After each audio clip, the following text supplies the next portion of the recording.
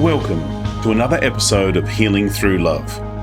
Each week, we share ideas, experiences, and resources to increase the awareness of domestic and family violence and to empower survivors to grow and thrive. We talk with experts who share their advice, or with people who have experienced abuse, no matter where they are on their journey. This is all about healing through love. And now, here are your hosts, Charlene Lynch and Rose Davidson.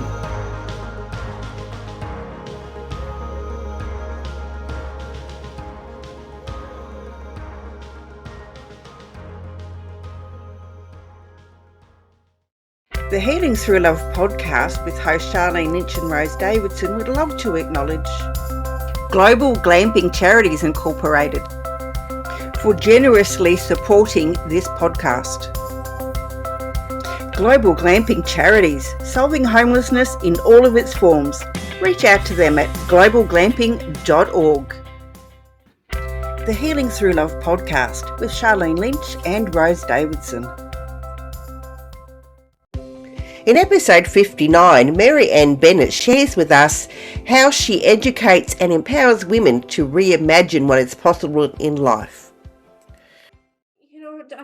I talk a lot about food, and I talk a lot about, getting people to record what they're eating, exactly what they're eating. And then you go, well, if you were to eat that and then exclude the butter off of it or the cheese off of it, take dairy out, for example, with vegetables, there's not a lot. We usually take out vegetable groups versus taking out one vegetable. I mean, nightshades are one thing that a lot of people have problems with. But then other people have problems with green vegetables because they're high in sulfur and they give them gas and wind. Yeah. And what about FODMAPs too? So even some people have challenges in and around those. But what we understand from FODMAPs is a lot of those are processed FODMAPs. They're not necessarily from plants. Yes, garlic and onions and that sort of thing. But it's about how they're processed. The Healing Through Love podcast with Charlene Lynch and Rose Davidson. Hello and welcome to the Healing Through Love podcast. I'm your guest, Charlene Lynch from charlenelynch.com. Healing Through Love is here to help victims of survivors of domestic and family violence find their way back to living a more fulfilling and meaningful life. We interview experts and survivors who share their personal stories and offer advice to those who've experienced abuse, no matter where they are on their healing journey. As well as the Healing Through Love podcast, we hold annual Pamper Days here in Adelaide, South Australia, for survivors of domestic and family violence, where local businesses come together and pay it forward by providing their services and resources for the day to give survivors a much-needed day of indulgence. Think day spa on steroids. And we're so proud to say that as of this year, we've gone global and we're reaching out to sisters to lock arms globally and move forward and create Pamper Days in their proximity. So if that sounds like something you want to do, reach out to us. We have another training session in August. We're freely sharing this information so together we can raise the frequency of the planet. And we're looking for organizations who have similar values. So reach out to Healing Through Love. Now, every week we have amazing guests, and this week is no different. We have Mary-Anne Bennett. She is a clinical nutritionist and women's health expert who specializes in helping women live their best lives by truly understanding their minds and bodies. The two are connected. She has a philosophy that says health is more than just what you eat, and that is so true. After years of being sick, Mary-Anne was diagnosed with fibromyalgia. And for those of you who don't know, I'm sure she'll actually walk us through and tell us a little bit more about that. And that was in 2011, which kickstarted her passion for natural health. Frustrated with the doctor's lack of options for healing and disillusioned by the medical system, Mary-Anne studied nutrition and natural health at the university at the age of 50. You wouldn't know that she's only 51. No, that's not true. She's going to tell us how old she is, I'm sure. She is another sister who is over 50, just like I am. Mary-Anne completed her bachelor's in health and science and nutrition and diet. I'm going to get it right. diet medicine in 2018, and this initiated her passion to help women like herself jump off the medical roundabout and find ways so that they can, live the life that they want to live and have this beautiful roadmap to a long and healthy life. Welcome, Mary-Anne. It's lovely to have you here today. Hello. Thank you for having me, Charlene. I'm so excited. It is such a blessing to have you in our proximity. And yes, wow. So first of all, could you explain a little bit about fibromyalgia? Like, would people know it's something they have? It's what the doctors call a multi-system illness. When the symptoms are so wide-ranging, they really don't know what is going on. So it can go from muscle pain and fatigue, insomnia, chest pain, joint aches and pains, not being able to sleep, digestive issues, nerve pain, you name it. You can have there's about 45 different symptoms, and you can have one of many or all of them. And I had many of them. Wow. So, and I understand your frustration with the medical industry. I've had my own interesting diagnoses of things that are gone wrong, and the bucket loads of pills they hand you, which is interesting that most all of them have a side effect, which in some cases actually worse than the medicine themselves. I can laugh because I'm now at the other end of it all and don't have those challenges. But yes, and it is serious when you're going through that and your only option is medicine. But I love this. You talk about a roadmap. So take us on your journey of how you got to where you are.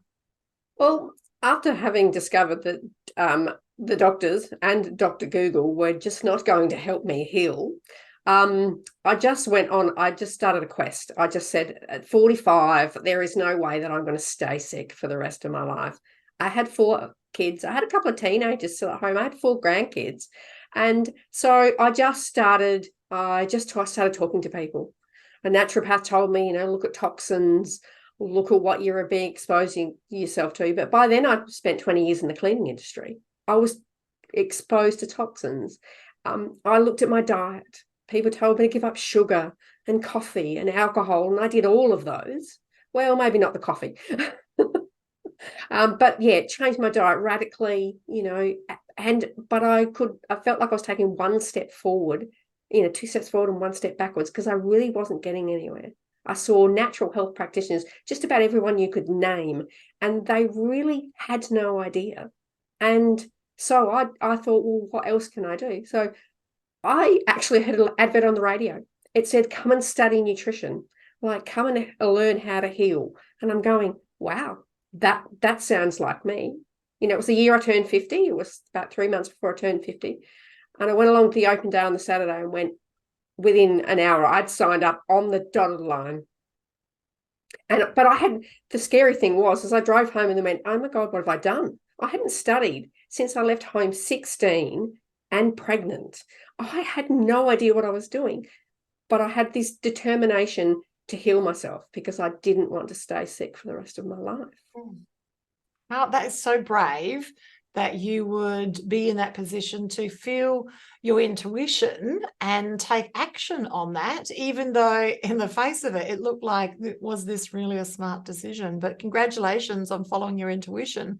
And now this is what you do for a living. So you guide women through, is it just specifically fibromyalgia, or do you help them in lots of different areas? I help women with many different chronic health conditions. Fibromyalgia is just one of them. I mean, it's something I know intimately because I've experienced it, but any type of chronic health condition. But what I've discovered also is that women don't have to have a chronic health condition to need my services, because what I've learned to understand is that women don't know.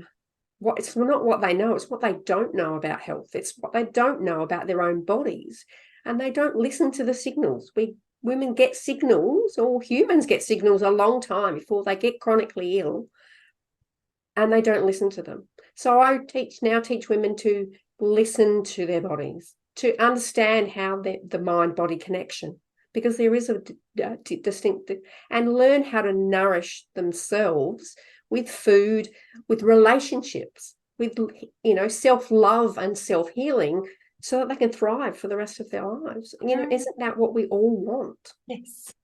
Yes, we want the fairy tale. We want the ever after. We want the income. We want the lifestyle. We want the love of our life. We want the holidays, the grandchildren. Like, the list is endless of what we want. And yes, we can have it when your health is where it needs to be, because nothing works if your health doesn't work.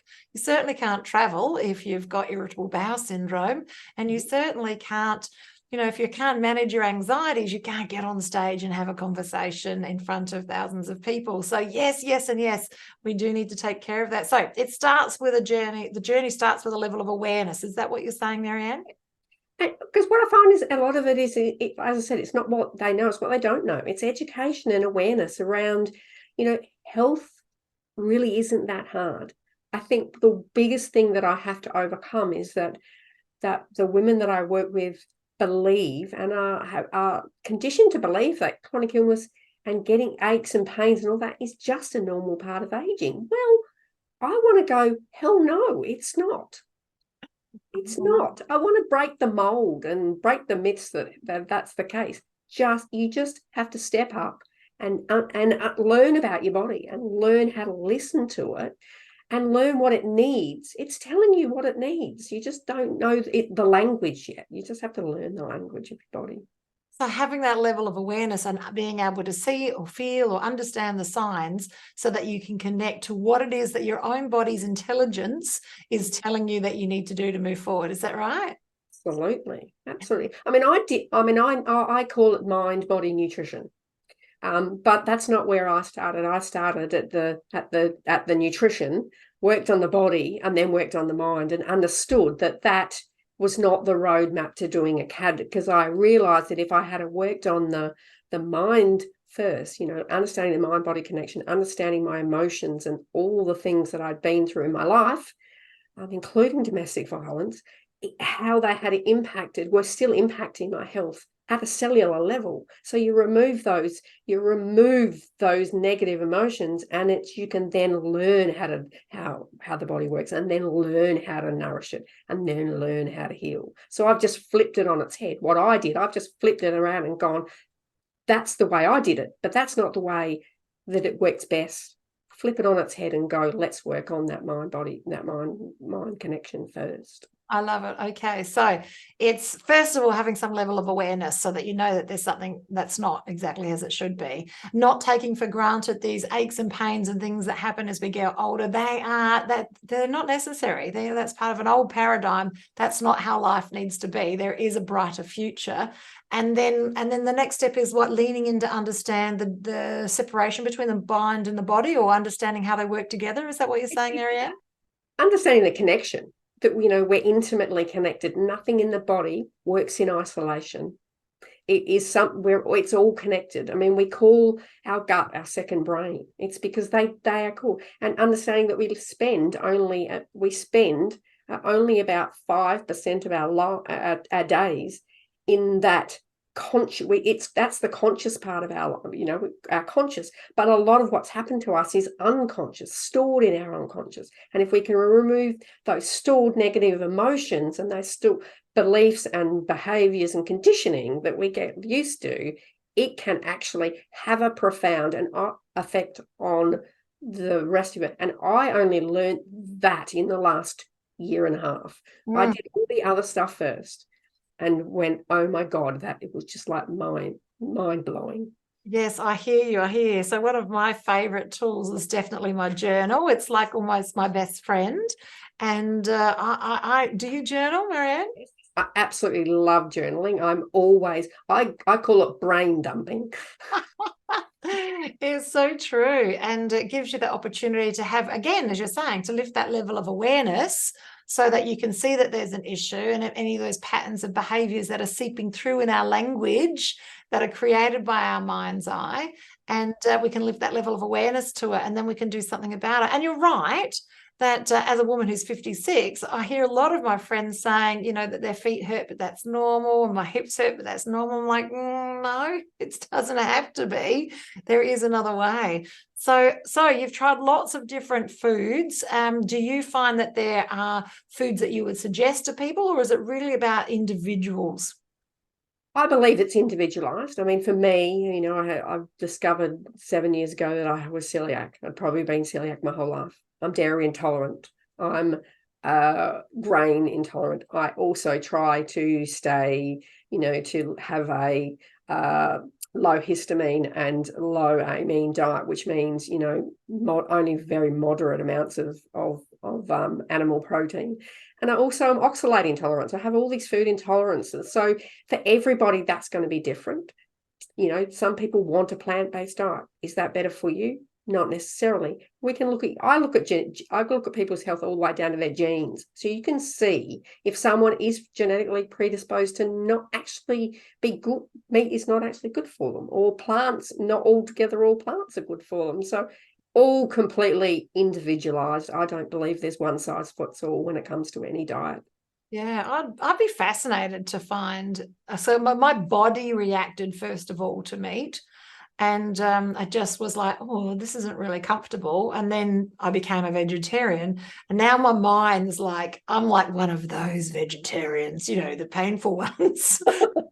But it was my body that reacted first. I'd be fascinated to find out if it is a body reaction or if it's a mind reaction. Either which way, I love where this is spiritually for me, not eating animals. Yeah. And even if my body's supposed to eat meat, I don't know if I would. We were playing a game the other day saying, okay, you're going to die tomorrow. What are you going to change? Would you decide to drink alcohol? Would you drink alcohol, coffee, or eat meat? And my answer to all three of them was no. Yeah. So it's not about being a good person or thinking it's the right thing. For me, it's just they're not part of my identity anymore. Yeah. And wow. I think you said the thing. It's that you're listening to your body. You identified that it's at some point it didn't feel right in your body eating meat. So when you identify those things, people don't listen to those signs and signals. Those are some of the very first signs and signals we get from our body, is that we eat something, we feel a bit off, we feel tired, and we go, well, oh, you know, it's just life, and we'll just get on with it. But, you know, looking at those things intimately, you can actually pick out those things, or just taking them out and going, oh, I feel better. Hello. The trick is, though, Mary-Anne, figuring out which of the things it is that you need to give out. If you have a look at, so we had baked potatoes last night for dinner. And so that's not just a baked potato. There's butter on there, there's sour cream, there's cheese, and then there's a whole different variety of kale, and then cut up cabbage and a whole bunch of other stuff in there as well. Like, what's the culprit? What's the thing? So when you say you've eaten something and you're not feeling amazing, you're still, unless you separating out your foods and only eating one thing, you know, how are you in a position, Mary-Anne, to figure out what the problem is? Well, if you know, I talk a lot about food, and I talk a lot about, you know, getting people to record what they're eating, exactly what they're eating. And then you go, well, if you were to eat that and then exclude the butter off of it or the cheese off of it, you know, take dairy out, for example, you know, with vegetables, you know, there's not a lot. We usually take out vegetable groups versus taking out one vegetable. I mean, nightshades are one thing that a lot of people have problems with. But then other people have problems with green vegetables because they're high in sulfur and they give them gas and wind. Yeah. And what about FODMAPs too? So even some people have challenges in and around those. But what we understand from FODMAPs is a lot of those are processed FODMAPs. They're not necessarily from plants. You know, yes, garlic and onions and that sort of thing. But it's about how they're processed. But it's also about the gut health. You know, people that have problem with FODMAPs, people have problem with foods, can often not ever have considered doing anything and considered looking at whether it's actually the health of their gut. Everything we put in goes in through there. And if that ain't working properly, it just shoots out those signs and symptoms at 1,000,000 miles an hour, whether it's IBD, IBS, you name it, people can have it. And so it's identifying if you're eating foods and they're not agreeing with you, and you take them out and then you put them back in and you go, well, I can't cut everything out of my diet. I mean, okay, if people come to me, well, I only eat like these 5 things because everything else, and I'm going, well, that's probably because your gut needs fixing. Absolutely. So, you know, that's a complex thing as it is to know, you know, because every body type is different with how it loves food. Like a perfect example in our house is that my Ayurvedic means I need heat in my food. So I need hot food. So it has to be hot, and I like hot drinks, and it has to be spicy. Like, that's what my body yearns for. David's the opposite. He likes things to be cooler, including his cup of tea, a cup of coffee, and even his food needs to be cooler, and the spice level needs to be further down. So we've got such a huge difference. So we obviously cook food that's a little bit more bland, in my opinion, not in his, and then I add extra spice to it when I'm eating it. But it's fascinating. So here's two people, we're almost the same age. He's 60, I'm 57. And it's definitely, there's more to it than just your age and what are you doing. It's definitely, there's other things to contribute to what foods each person needs to be eating. Yeah. I love it. But what we both love is we both love pickled food, to the point that it's like a lolly for us. So in between our first course, so we had soup as a starter and then baked potatoes as our main course, is that we were eating pickled onions in between, because we just love pickled food. Pickled cabbage, like anything that's pickled, we just we love it. So I know that that's really good for your gut health. Yes, and it's not good for everyone's gut health, is it, Mary-Anne? No, because what people eat it when they don't have good gut health, and it's anything that's pickled or fermented will feed the bad bacteria. If you've got an overgrowth of bad bacteria, you put fermented foods in, that'll just give you a bigger bellyache. It won't make it better, it'll make it worse. They're great for stimulating the good bacteria, but most people don't have good gut health. Yeah, it is a bit of a trick, isn't it? So, we think we're taking the thing that's going to make us better, but if you don't have that good bacteria in there to begin with, it makes all of the difference. So, what are the signs for people to know whether or not they've got that good bacteria or bad bacteria? Is it what you were saying before, the bloating, the discomfort?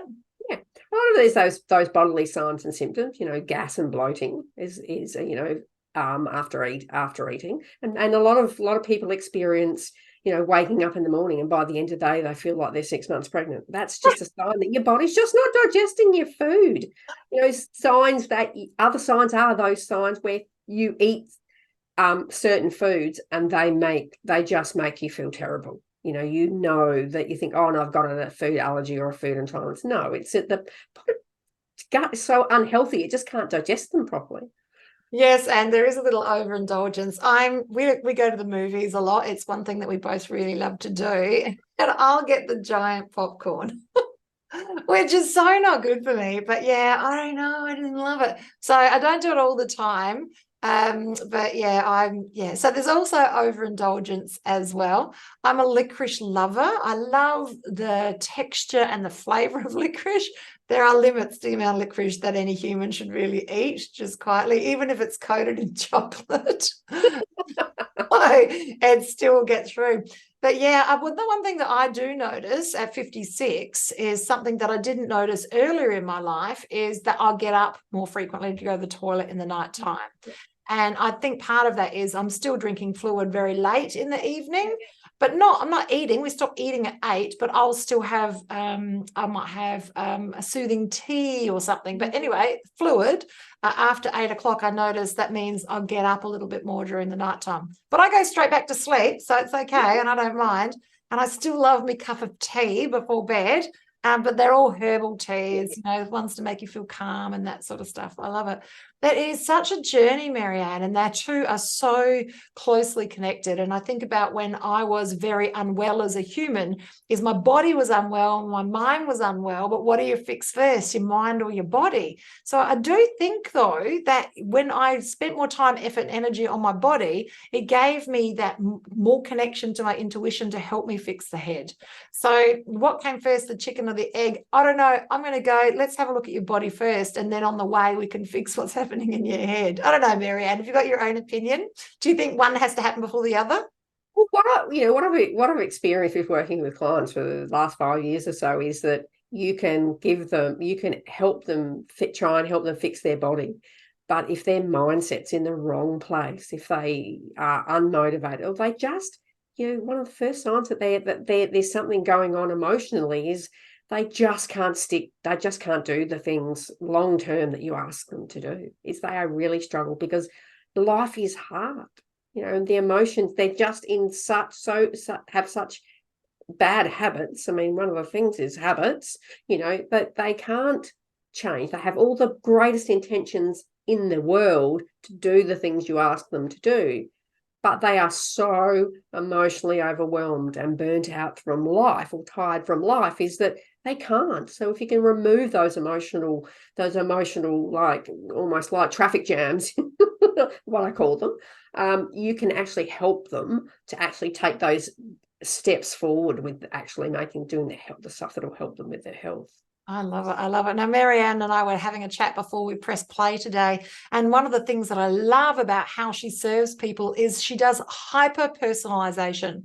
So it's not a cookie cutter approach with her. She spends time, effort, and energy to find out exactly what your particular challenges are. And as you just mentioned, your series of bad habits that you bring to the table and what it is that you're expecting as your outcome, and does a roadmap for you for health that has the mind, body, and soul connection. And that's very unique, because a lot of the programs that are out there are a cookie cutter approach, whereas this is definitely designed for you. And unlike many other programs, this is person to person. This is not where you're sitting there watching a series of videos. You're getting quality time with Mary-Anne, where she can check in and find out, do a pulse check, find out where you are, what you're doing, and what you need to do to move through. In her toolbox of techniques, it's huge. And she knows exactly where to point you to help you move forward. So it's beautiful. I love it. I love the roadmap, and I love how you're helping women move forward to have that beautiful mind, body, and soul, so they can step up and be everything that they want to be. I love it. Oh, now, how do people work with you, Mary-Anne? Can you explain that? How do they work with me? I offer a free, what I call a free roadmap discovery call. So we can then ask, they can chat with me about where they are with their health, where they are with their life, what is it they're looking for, and I can then talk to them how we need to, because there's always a health, because it's so individualized, there's always that health assessment component, because it does come down to we assess your health. So they can book in and have that free 30-minute call with me, while we can give them the steps and go, well, this is what your roadmap would look like, and this is how you can work with me. It's a 6-month program, so it's a 6-month commitment to actually health recovery. So it's let's not just take 5 minutes. It's not one consultation here or there. It's a really deep dive, because you need that 6 months time frame to actually start the healing process physically and emotionally, because people often have been sick for a very long time. And there's all those patterns of behavior to unpack as well, and to link, the food issues with what's happening for you on a metaphysical and a mental place, so from your mindset space as well, and how those two connect, so that you can unpack those. And then you can, when you've got that level of awareness, you can make different choices about how you're going to move forward as well. It all has to start with that level of awareness, though. I love it. So beautifully spoken. And we've got that link to the 30-minute discovery call for the roadmap. It's in the show notes, and it's also in the show description. That's also on our YouTube and also on our SoundCloud platform as well. I love it. I love it. Okay, we're almost out of time, and I reckon I could talk with you for ages, and that's okay. I think we'll have you back as a guest for another time as well, and you can take us through a little bit more of your roadmap. So people can work with you, and they can have this one-on-one session with you. And you've noticed that the best way to do this is for people to work for that 6 months, so they can have that extended, that real transformational experience, so they can step into that new level of what's possible for them. So yes, and this has been such a journey for you, and it's not finished. The journey's never over until we're in the grave. So there's so much more to come for the next level of you. I'd love to know, where do you see your business in a year's time? Like, where would you like to see yourself and what you're doing?